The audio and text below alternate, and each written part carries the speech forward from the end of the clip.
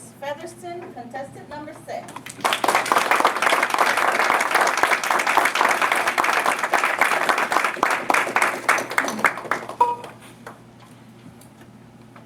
Contest master, fellow Toastmasters, honored guests, awesome, good-looking judges, and Lynn. Lynn, I'm excited and delighted to evaluate your very informative, interesting, and relevant speech tonight. Your speech was a treat for the ear and yummy, delicious to hear. Because it's dinner time, please consider my remarks as food for thought, hopefully nutritious and low fat. Lynn, let me tell you what you did in your speech that helped you connect with the audience and made your speech so effective. The first thing Lynn did is when you came out here, you smiled, and the smile started the connection process. You drew us in with your smile. The second thing you did is you talked to us in a very conversational tone with a smooth, melodic voice.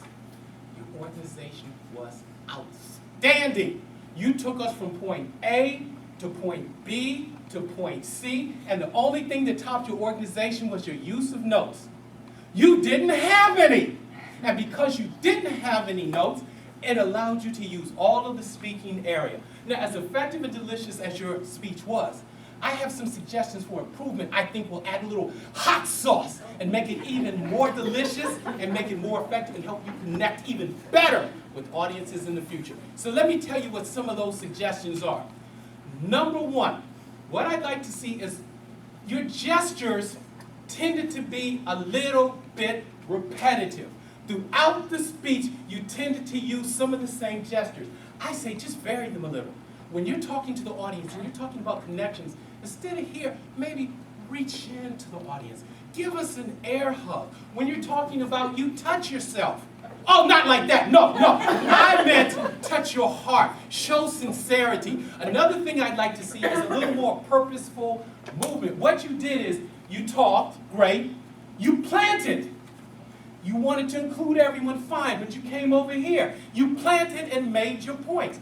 I suggest make your points while you talk. Plant for your pause.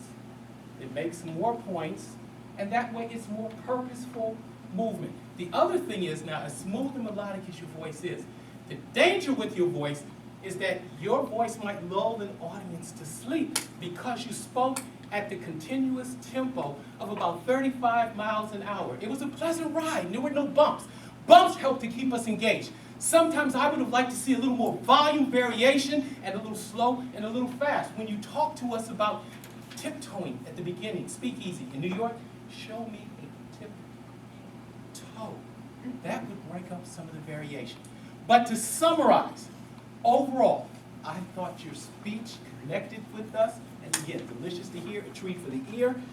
Your conversational style of speaking, your organizational skills, and your lack of notes were great. In the future, more variation in tempo, vocal variety, purposeful movement, and less repetitive gestures. Can't wait to hear you again. Contest Master!